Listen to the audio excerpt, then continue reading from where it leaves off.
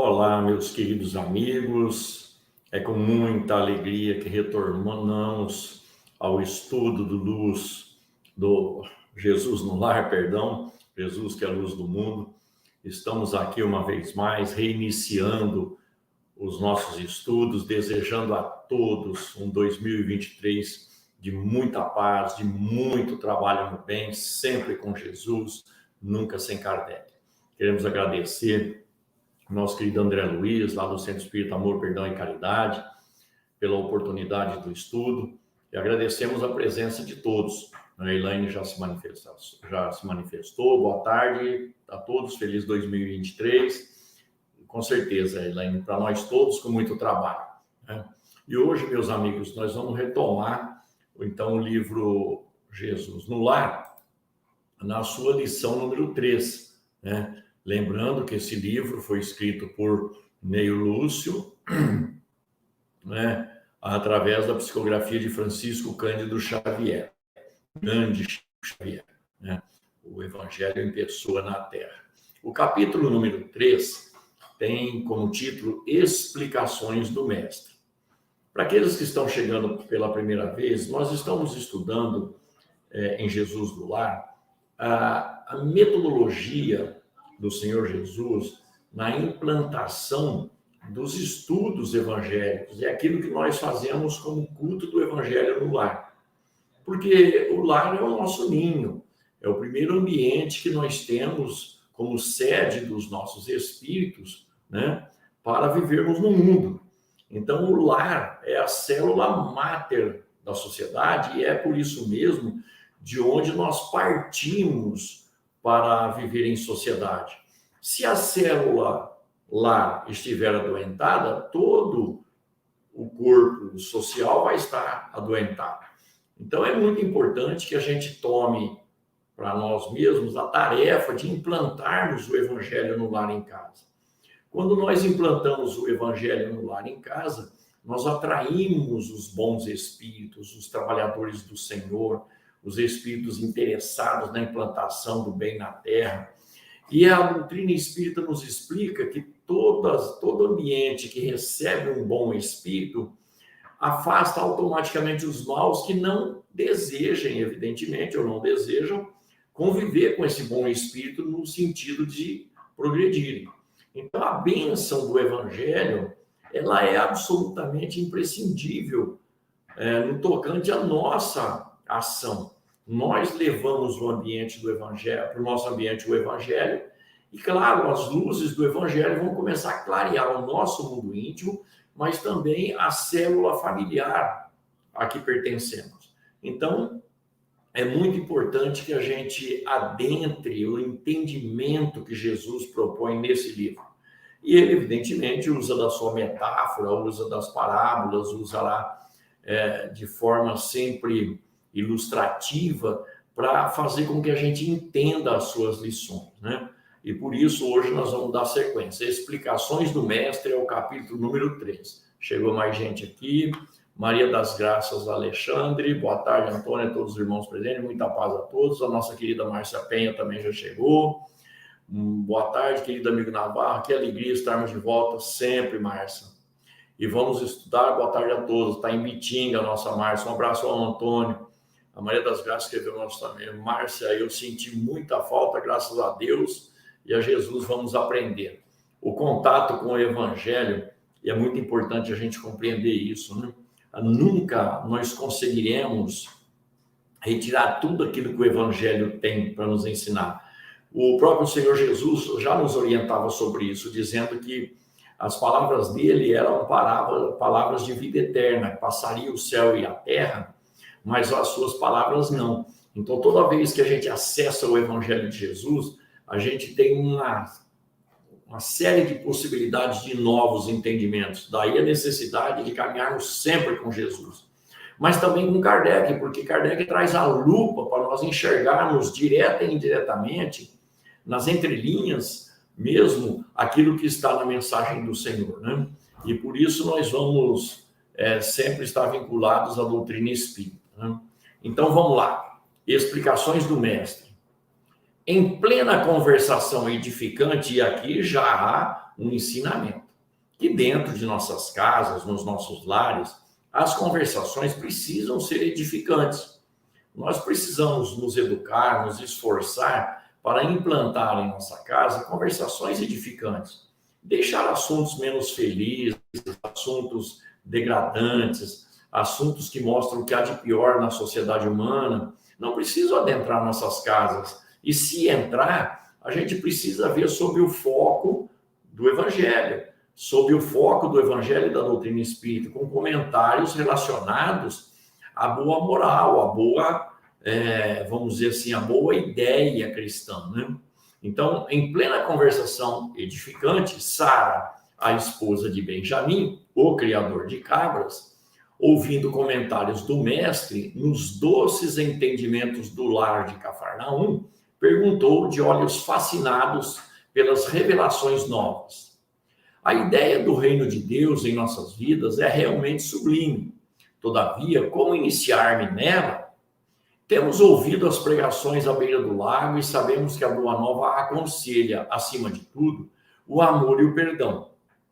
Eu desejaria ser fiel a semelhantes princípios, mas sinto-me presa a velhas normas. E quem não, né? Nós que trazemos um ambiente psicológico, um ambiente espiritual ainda muito maltratado por conta das nossas existências anteriores, em que não prestávamos atenção nas mensagens espirituais, nas lições das religiões, né? Vivíamos meio que a esmo aí, cuidando tão somente dos vícios e das paixões relacionadas ao terra a terra. Quem de nós ainda não tem esses reflexos, né? Esses princípios, vamos dizer assim, degradantes no nosso espírito, né? Não consigo, continuou Sara, não consigo desculpar os que me ofendem. Não entendo uma vida em que troquemos nossas vantagens pelos interesses dos outros. Sou apegada aos meus bens e ciumenta de tudo que aceito como sendo propriedade minha. Olha, nós enxergamos nós próprios, né? Pelo menos em parte, nessa colocação de Sara, né? Não é sem razão que lá na questão 785 do Livro dos Espíritos está escrito, ditado pelos benfeitores espirituais, que o egoísmo e o orgulho são os dois maiores empecilhos, né? Dada a nossa própria condição material. A gente ainda é muito apegado à matéria em função do peso que essa matéria impõe ao nosso espírito, porque quando a gente vai lá na escala espírita e observa as características dos espíritos, notadamente na terceira ordem, que é de onde nós estamos tentando sair, no limiar para a segunda ordem, nós ainda carregamos o peso da matéria e todas as suas características. Então, a gente ainda retém muito e valoriza muito aquilo que a gente entende que é nosso, mas que pode ser tirado a qualquer momento pela providência divina, no sentido de nos educar, né? Então, todos nós nos enxergamos aqui na Sara, dizendo da dificuldade do perdão, de implantar o amor, né? Por conta do peso que ela ainda carrega, relacionando-se com as coisas materiais que são delas, né? A dama confessava-se com simplicidade, diz Neio Lúcio, não obstante o sorriso desapontado de quem encontra obstáculos quase invencíveis. Ora, nós aqui nesse mundo teremos que vencer nós próprios. Às vezes a gente vive numa vida de disputa, de competição, no campo profissional, no campo social, mesmo dentro de casa, no campo da autoridade, no campo do conhecimento, e a gente vive numa disputa, nos esquecendo que nós precisamos enfrentar o homem velho que existe dentro da gente, né? É a personalidade criada ao longo do tempo, né, nas reencarnações anteriores. Nós não precisamos disputar com quem quer que seja, nós precisamos disputar com a gente mesmo, né? A Maria escreveu primeiro, Antônio, podemos não saber tudo, mas nas horas difíceis sempre vem um pensamento para nos acalmar e resolver, e sempre vem o Evangelho. Sim, principalmente se dermos ouvido aos nossos anjos protetores, os nossos espíritos protetores, né, Maria das Graças? Eles estão sempre nos aconselhando, né? Se de um lado tem aqueles que nos incentivam à vingança, à revolta, à reclamação, tem aquele e aqueles que nos incentivam ao comportamento evangélico, né? A Márcia escreveu: Antônio está lhe enviando um forte abraço, querida. Muito obrigado, Márcia, a você e a ele, o nosso mais profundo abraço. Né? Então, voltemos lá. Para isso, comentou Pedro, é indispensável a boa vontade, sem dúvida. Com a fé em nosso Pai Celestial, aventurou a esposa de Simão, atravessaremos os tropeços mais duros. Em todos os presentes transparecia ansiosa expectativa quanto ao pronunciamento do Senhor, que falou em seguida a longo silêncio. Sara, qual é o serviço fundamental de tua casa? Olha que interessante, Jesus começa a introduzir o ensinamento através de um questionamento, né? Ele vai chamar Sara a expor aquilo que ela entende como sendo de mais importante, fundamental na vida dela. É a criação de cabras, redarguiu a interpelada curiosa. Já ficou curiosa com a pergunta, né? Como procedes, disse o Senhor Jesus, para conservar o leite inalterado e puro no benefício doméstico? Ou seja, como é que ela conservava o leite que ela tirava das cabras, né? Porque era o fundamento da sobrevivência da casa.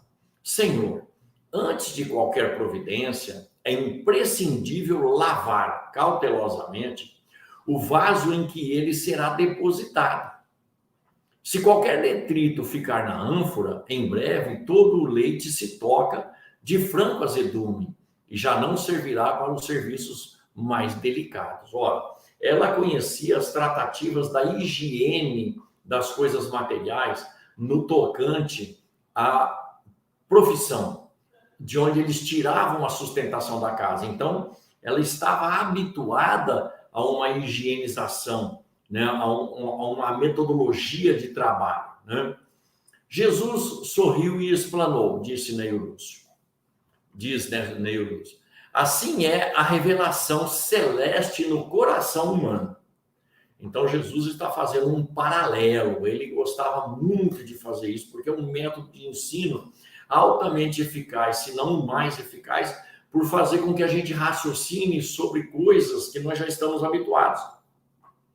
Se não purificarmos o vaso da alma, o conhecimento, não obstante superior, se confunde com as sujidades de nosso íntimo, como que se degenerando, reduzindo a proporção dos bens que poderíamos recolher. Em verdade, Moisés e os profetas foram valorosos portadores de mensagens divinas, mas os descendentes do povo escolhido não purificaram suficientemente o receptáculo vivo do Espírito para recebê-las. O que é que o Senhor Jesus está falando para nós hoje? Que nós precisamos preparar o nosso espírito, o nosso coração. Ninguém admite novo comportamento se não compreender do que se trata, senão haverá revolta, haverá retaliações, haverá má vontade. Se não purificarmos o vaso da alma, o conhecimento, não obstante superior, se confunde com as sujidades de nosso íntimo. Então é preciso, antes de mais nada, limpar o terreno de nossa alma para novos valores, para novas possibilidades. Daí a necessidade que temos de nos instruirmos conforme propõe o Espírito de verdade. Por quê? O Senhor Jesus já nos advertia há 2000 anos que o conhecimento nos libertará. Consequentemente, quando nós aprendemos como as coisas são, fica muito mais fácil nós colocarmos em prática aquilo que nos compete. No tocante à realidade espiritual, a gente precisa compreender, antes de mais nada, e isso vai de encontro ao que Kardec nos orienta, né? Kardec fala que antes de transformar alguém em espírito, é preciso perceber, verificar ou ajudar essa pessoa a ser espiritualista, acreditar que exista alguma coisa além da matéria. Assim nós próprios, né? Evidentemente, cada um na sua condição, observarmos o que se vai no nosso mundo íntimo em relação não só ao mundo material, mas as nossas expectativas com relação ao mundo espiritual. Ainda essa semana estudávamos a questão 799 do Livro dos Espíritos. Allan Kardec pergunta para os benfeitores espirituais qual é a contribuição que a doutrina espírita tem para dar para o progresso humano. Né? E os benfeitores explicaram que é fazer o homem vencer a materialidade, né? Mostrando para o homem onde estão os seus verdadeiros interesses, que é na vida futura, seja ela no mundo espiritual no retorno, seja ela nas próximas reencarnações. Então, nós vamos aprender a lidar com todas as coisas materiais, mas também lidar com as castas, as seitas, as cores de pele, com as culturas, ou seja, nós vamos aprender a lidar com aquilo que é essencial na lei de amor. Então, quando o Senhor Jesus fala que é necessário purificar o vaso da alma, nós precisamos nos abrir para novos conhecimentos, admitindo raciocinadamente, porque a doutrina espírita nos remete a uma fé raciocinada, admitindo racionalmente ou raciocinadamente que é melhor para nós. Então, a gente se abre para novos conhecimentos, mas também se predispondo a impor esse novo conhecimento no nosso modo de ser, convencidos pela lógica, pela razão. Conhecereis a verdade e a verdade vos libertará. Mas é preciso aceitá-la, né? E a liberdade significa atingir um outro ambiente, que é aquele ambiente em que a gente vai ter mais lucidez, que a gente vai ter mais liberdade, né? Em relação às coisas do espírito. Então é preciso admitir primeiro que somos sujos, moralmente falando, e que nós precisamos nos transformar. A partir daí, os ensinamentos vêm, conforme disse Pedro aqui, se aplicarmos a boa vontade, ele vem e encontra um solo fértil, né?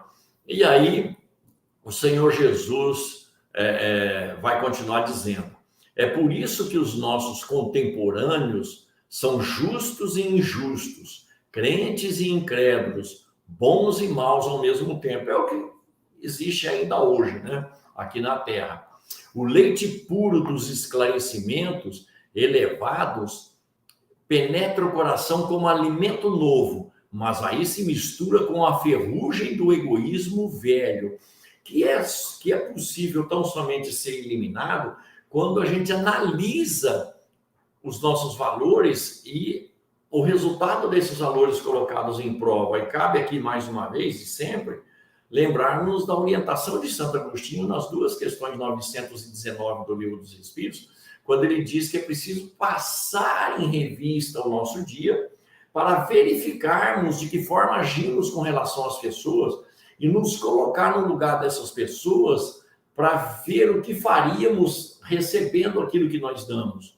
Então, é uma contraprova. Ora, ele está pedindo para a gente fazer uma avaliação e uma mudança de rota, né? Ou ainda uma reprogramação de nossos valores e de nossas atitudes para o dia seguinte. Porque se ele fala antes de dormir, passe em revista o seu dia, é para chegar no outro dia já com uma nova mentalidade, com uma nova base existencial. Ou seja, a gente volta para o mundo dos espíritos quase sempre, ou pelo menos todos temos essa possibilidade durante o sono físico, mas retomamos o mundo material quando acordamos, o que significa dizer que a gente precisa se preparar também para dormir, para retomarmos aqui com um novo ambiente íntimo, né?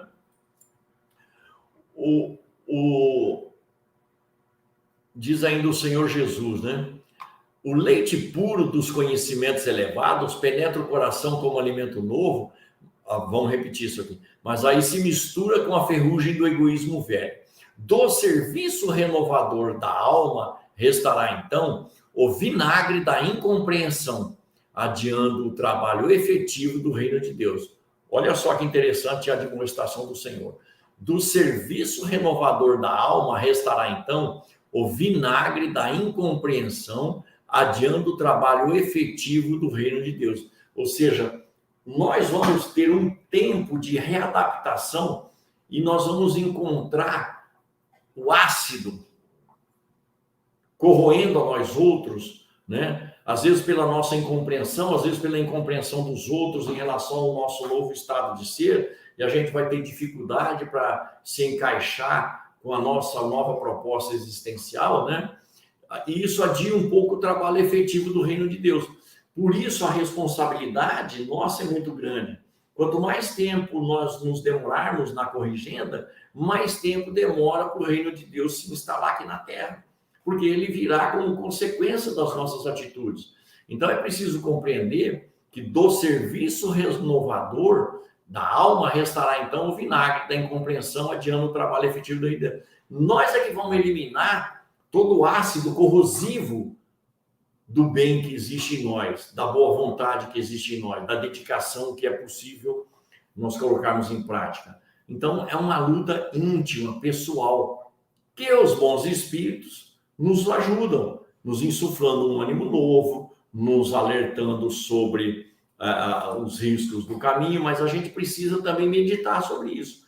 No Evangelho, o Senhor vai dizer para termos bom ânimo, isso é uma opção pessoal, porque nós vamos encontrar dificuldades dentro de nós, como encontramos fora, mas que poderão ser vencidas, mesmo porque ele diz que aquele que perseverar, esse vai conseguir. Então, é da nossa natureza, né? Convenhamos, ele disse, eu venci o mundo e vocês poderão fazer muito mais do que eu tenho feito. Então, isso é fatalidade divina, vencer o mundo. Mas vai depender dos nossos esforços, da nossa dedicação, do nosso trabalho no bem, né? A pequena assembleia na sala de Pedro, retoma Neio Lúcio, recebia a lição sublime e singela, convidando comovidamente, sem qualquer interferência verbal, ou seja, as pessoas começaram a meditar a respeito, né?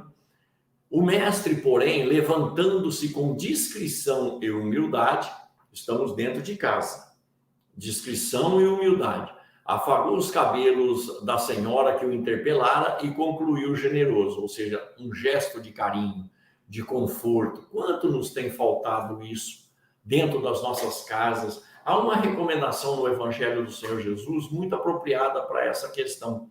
É quando o Senhor fala, não repila aquele que te pede emprestado.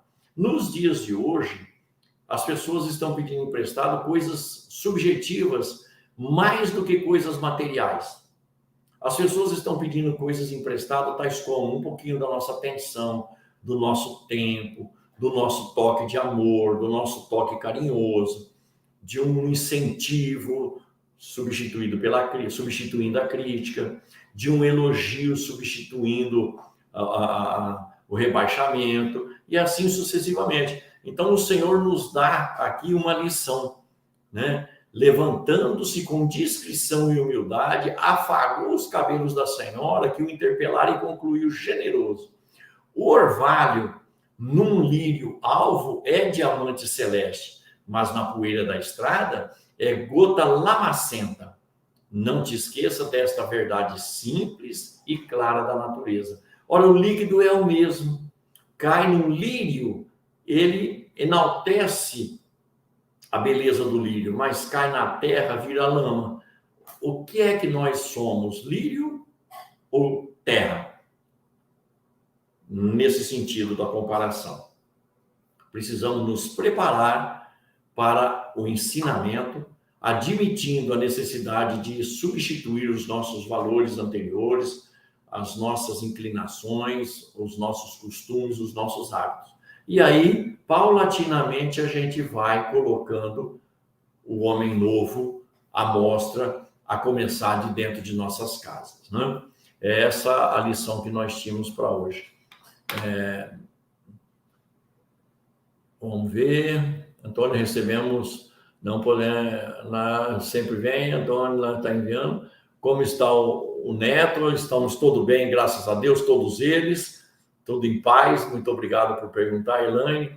A Márcia escreveu, se deixarmos o orgulho e o egoísmo de lado, nos libertaremos para perseverar no efetivo aprendizado que se faz útil para evoluir.